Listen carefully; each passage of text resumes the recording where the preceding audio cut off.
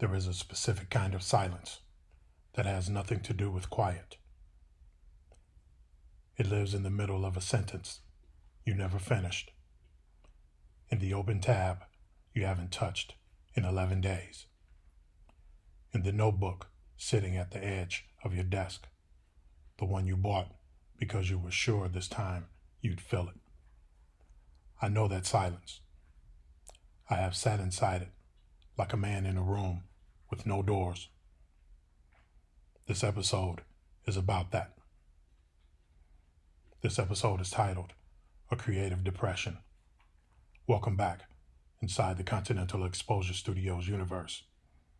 I am A.E., and you are listening to a conversation I wasn't sure I was going to have out loud.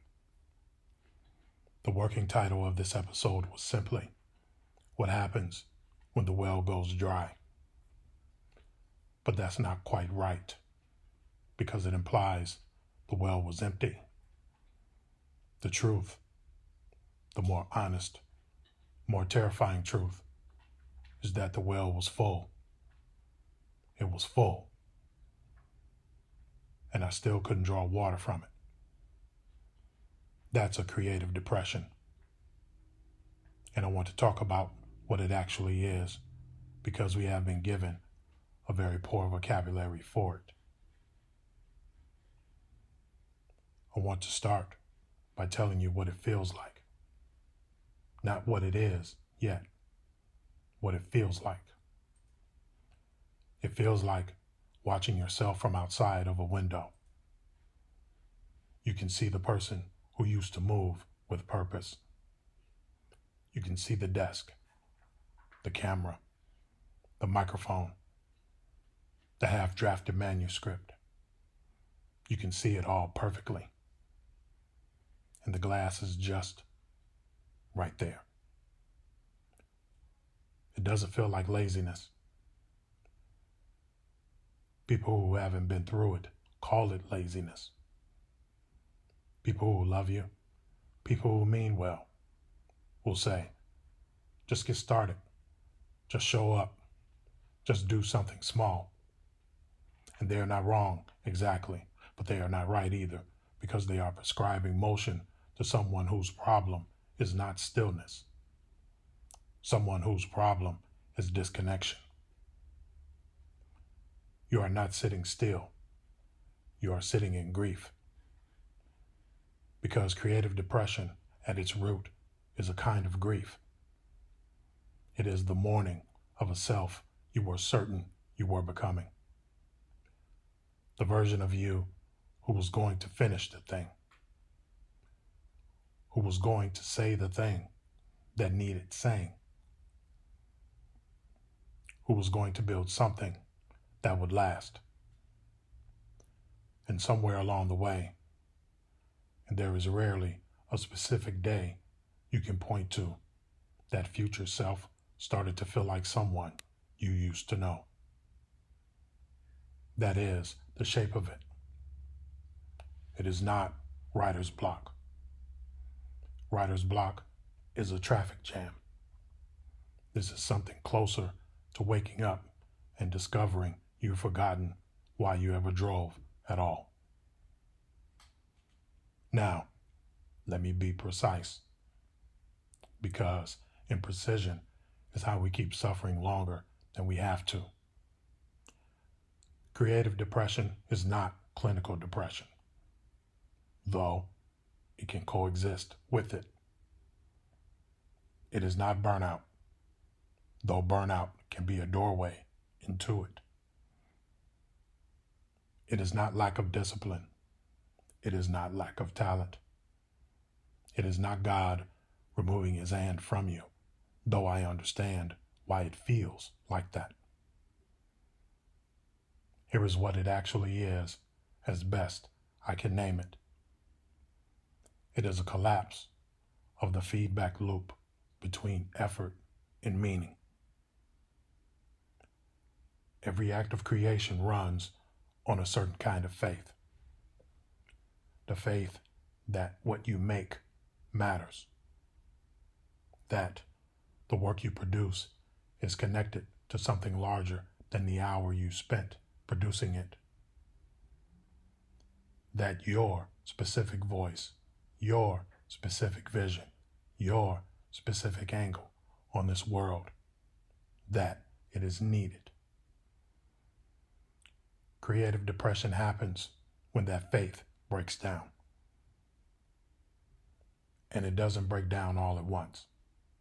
It erodes slowly, the way iron does. You don't notice the rust until the structure is already compromised.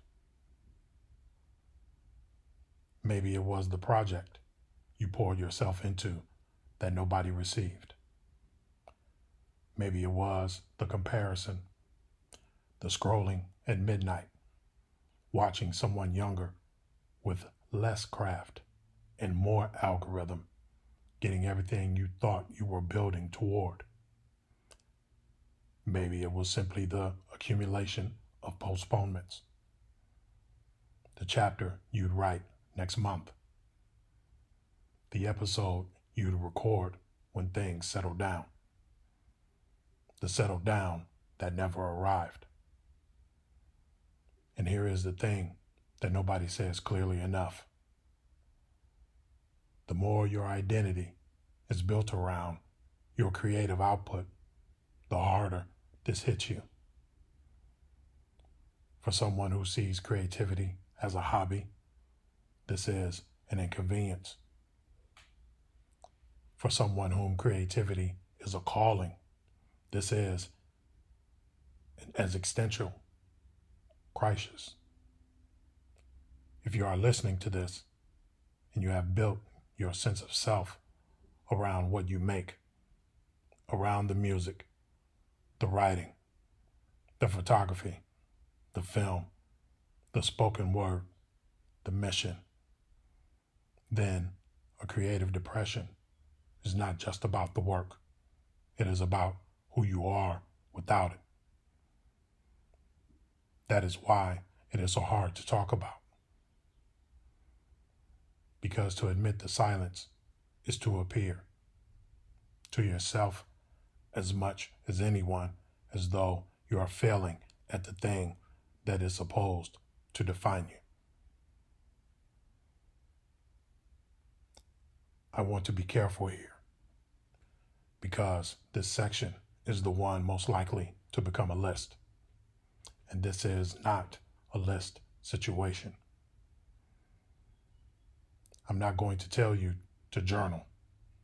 I'm not going to tell you to take a walk. Those things are not wrong, but they are what you say when you haven't actually been in the room. What I will tell you is what I know to be true from the inside of it. First, you have to stop requiring your creativity to perform its way out of the wound it's already in. That is the trap. You stop creating because the meaning has gone. And then you tell yourself the only way to get the meaning back is to create. So you sit down and nothing comes. And now you have confirmed the fear. The well is dry. The gift is gone. You were not who you thought you were. And you stand up from the desk more wounded than you sat down. Stop. That is not how this works. You don't create your way out of a creative depression the same way you created before. You have to go underneath the work first. You have to ask the harder question, which is not, why can't I create, but what was I creating for? Second, the silence is diagnostic. Let it speak. A creative depression will tell you things your productivity never could. When the machine stops, you can finally hear the engine. what I learned in my own seasons of silence, and I have had more than one, is that I had been creating in part to manage what I hadn't processed. The work was doing double duty. It was expression, yes, but it was also armor. And when the armor got heavy enough, when the weight of all that unpaid emotional debt came due, the creativity stopped, because some part of me knew that I could not keep using it as a substitute for healing. Some of you are in that place right now. The creativity didn't leave. It went on strike. It is waiting for you to have the conversation you've been writing around. Honor does not require production. I carry this as a personal code. Honor is everything. And I had to interrogate what that meant during the quiet seasons. Because for a long time, I conflated honor with output. If I wasn't producing, I wasn't honoring the gift. If I wasn't publishing, I wasn't honoring the mission. If I wasn't building, I wasn't honoring the ancestors who paid a price so I could have access to a microphone and a lens. That is weight no human being can sustain. And it is a misreading of what honor actually demands. Honor demands integrity, the state of being whole, undivided. The word shares a root with integrate. To integrate is to bring the scattered parts into coherence. Sometimes the most honorable thing you can do with a creative gift is sit with it in the dark and refuse to pretend you are whole when you are not.